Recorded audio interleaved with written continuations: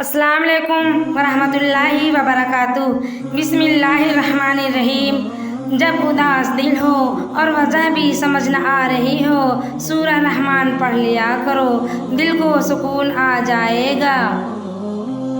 صبر سے گزار کر وہ تمہارے یقین کا امتحان لیتا ہے، وہ تمہیں سزا نہیں دیتا ہے، وہ تو بس تمہیں اپنے قریب لانے کے لیے آزماتا ہے۔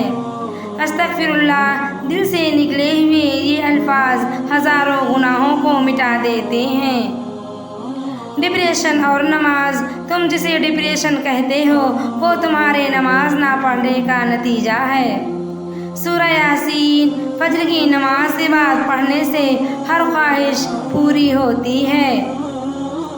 رسول اللہ صلی اللہ علیہ وسلم نے فرمایا، بندہ جب تک نماز میں ہوتا ہے اس کے سر پر نیکی کی بارش ہوتی رہتی ہے۔